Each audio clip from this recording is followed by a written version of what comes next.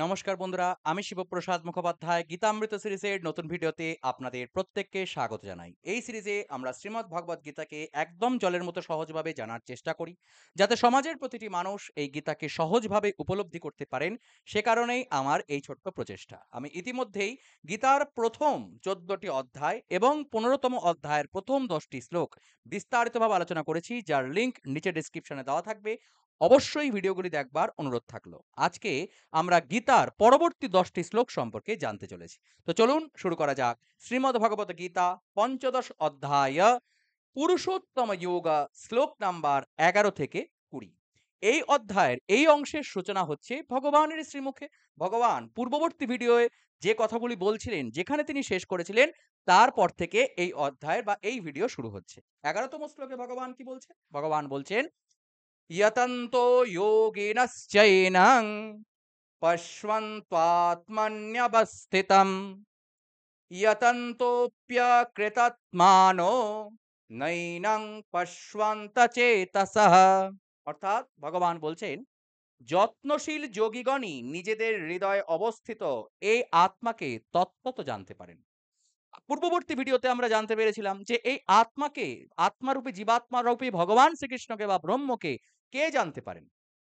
যারা জ্ঞান চক্ষুর দ্বারা ভগবানকে জানার চেষ্টা করে, সেই ঊর্ধ্বরূপে মূলে যে ব্রহ্ম অবস্থান করছেন, তাকে জানতে যে সচেষ্ট হন, একমাত্র তিনিই জানতে পারেন। অন্য কারোর পক্ষে জানা সম্ভব নয়।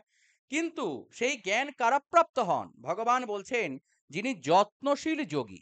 যত্নশীল মানে যত্নের দ্বারা, শ্রদ্ধার দ্বারা, অভ্যাসের দ্বারা যে যোগীগণ তাকে জানার জন্য চেষ্টা করেন, তিনি একমাত্র হৃদয়ে অবস্থিত আত্মাকে তত্ত্বত জানতে পারেন, যে আমার আত্মাই আসলে সেই পরমাত্মা, পরম ব্রহ্ম।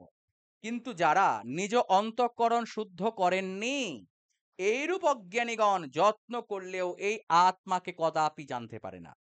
এই অন্তঃকরণকে কিভাবে শুদ্ধ করা যায়?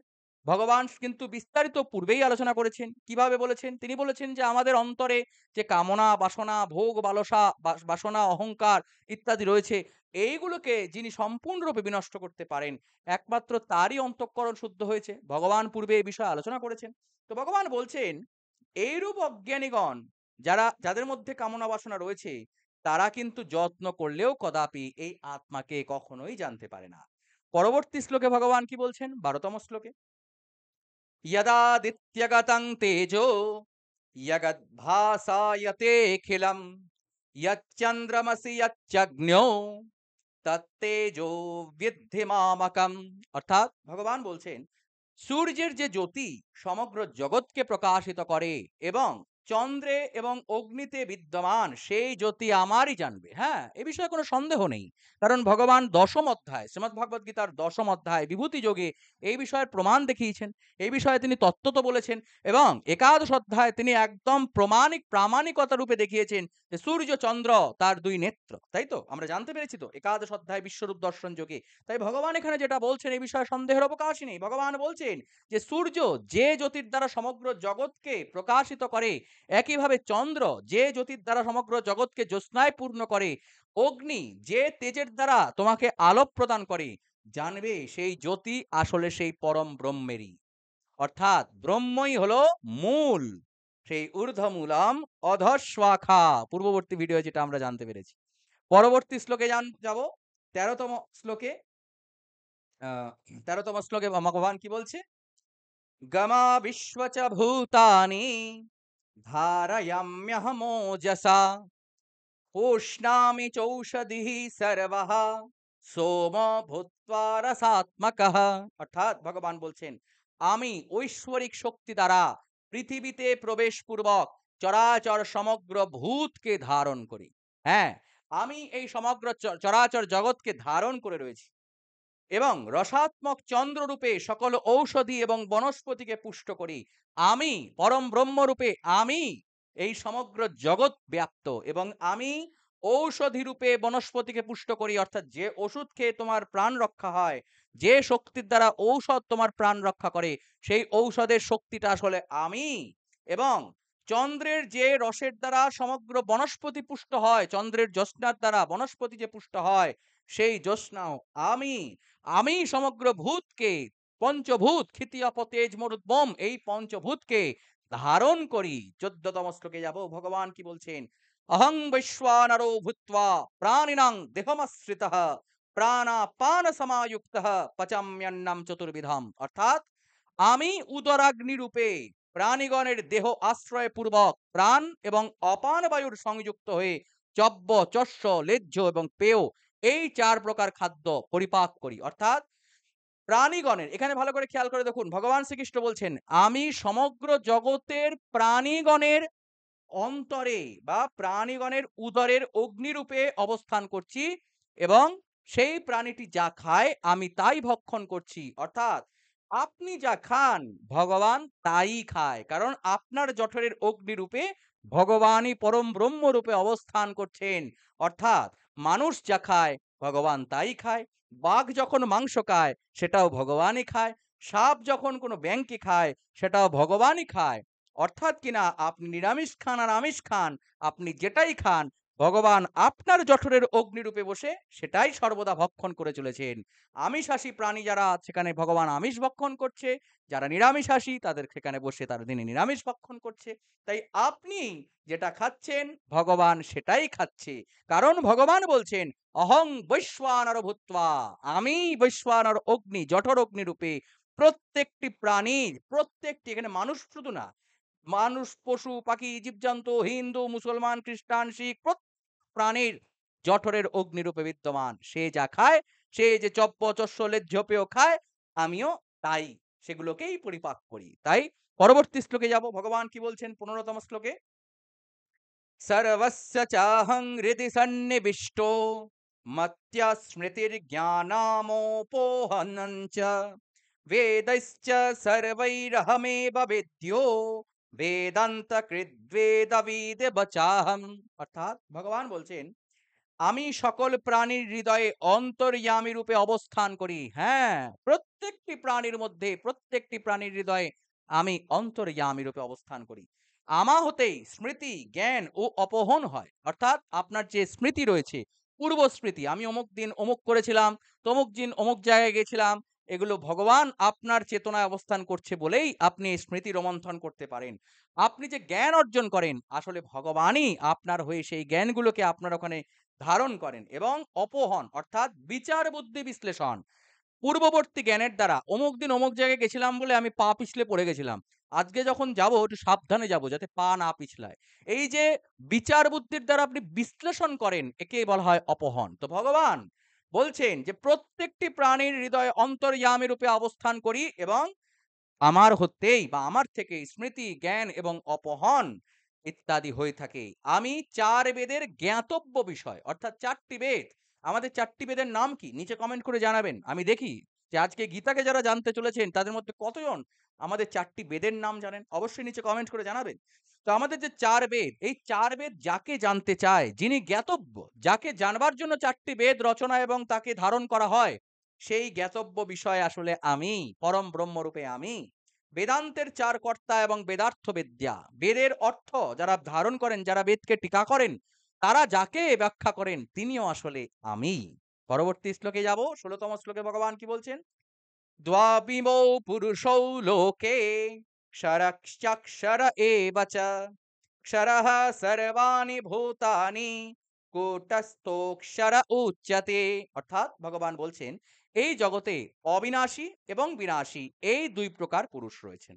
এই যে অবিনাশী এবং বিনাশী দুই প্রকার পুরুষের কথা ভগবান বলছেন, এটা কিন্তু পূর্ববর্তী অধ্যায় বিস্তারিতভাবে ভগবান ব্যাখ্যা করেছেন, তাই আমি একে আর এখন ব্যাখ্যা করব না, তাহলে ভিডিওটা অনেক বড় হয়ে যাবে আমি যদি এখানে ব্যাখ্যা করতে চাই। আপনারা যদি এই বিষয়ে জানতে চান তাহলে অবশ্যই কিন্তু 7ম শ্লোকের আলোচনা দেখবেন। সেখানে দেখবেন 4 এবং 5তম শ্লোকে ভগবান একেই কিন্তু পরা এবং অপরা বলে ব্যাখ্যা করেছিলেন।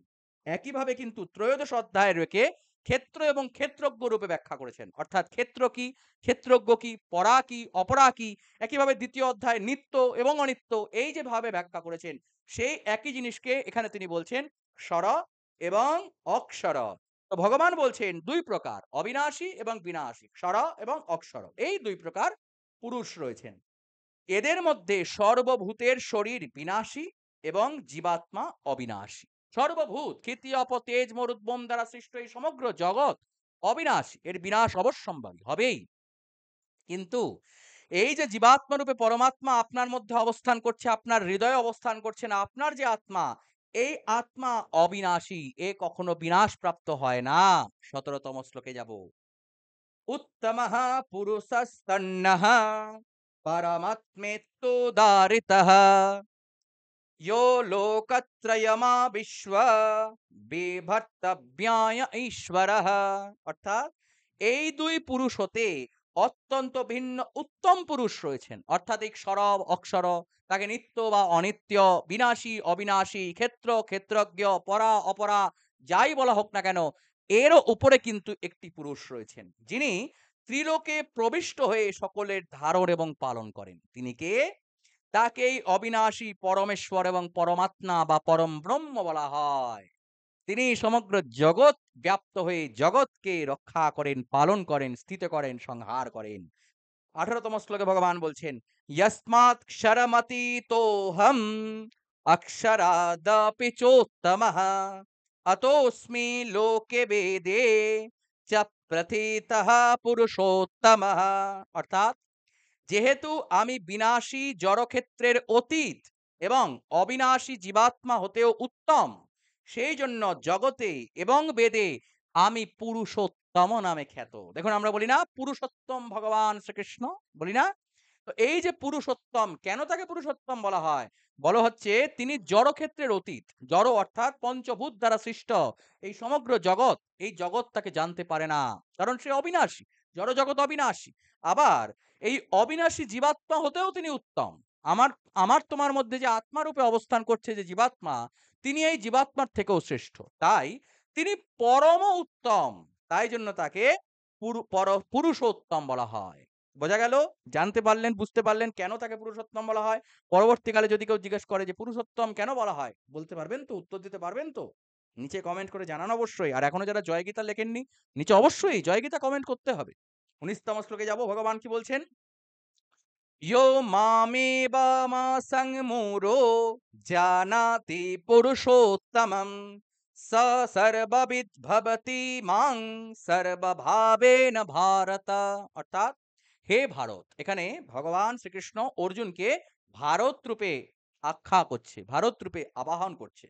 যিনি আমাকে এই রূপে তত্ত্বত জানেন, যিনি এইভাবে আমাকে জানতে পারেন যে আমি কেন পুরুষোত্তম, আমি জীবাত্মরূপে সকলের মধ্যে বর্তমান, আমি সকলের অন্তরে ওই জঠরাগ্নি রূপে খাদ্যকে পরিপাক করি, এইভাবে যিনি তত্ত্বত আমাকে জানতে পারেন। শুধু ভগবান শ্রীকৃষ্ণ বললে হবে না। ভগবান শ্রীকৃষ্ণ কে?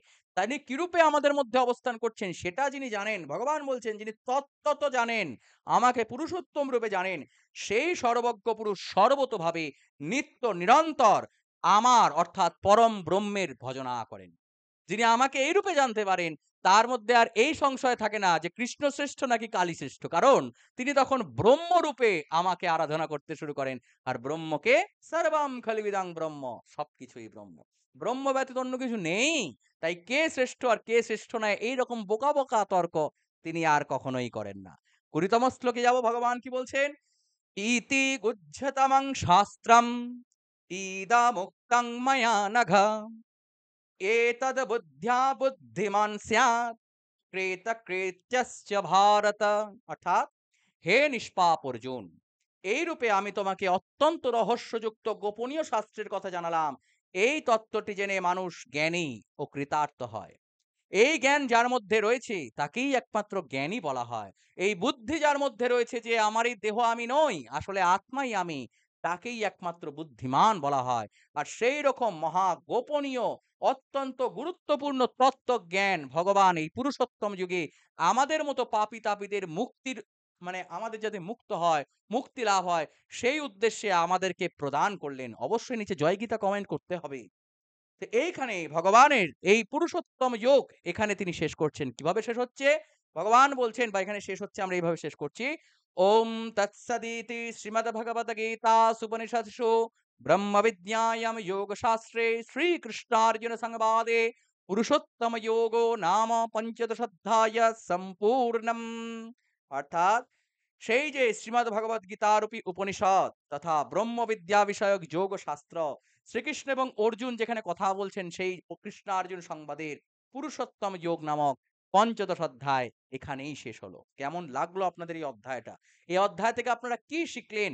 অবশ্যই নিচে কমেন্ট করে জানাতে ভুলবেন না। মিনিমাম জয় গীতা কমেন্ট করতে হবে। ভিডিও ভালো লাগলে লাইক করুন। শেয়ার করে সনাতন ধর্ম প্রচার এবং প্রসারের যাত্রায় আপনাদের সহযোগিতা একান্তভাবেই কামনা করি। আর যারা এখনো পর্যন্ত চ্যানেলটিকে সাবস্ক্রাইব করেননি, নিচের লাল রঙের সাবস্ক্রাইব বাটন ক্লিক করে বেল আইকন প্রেস করে সঙ্গে থাকুন। দেখা হচ্ছে পরবর্তী ভিডিওতে। নমস্কার, জয় গীতা, জয় সনাতন, জয় সনাতনী।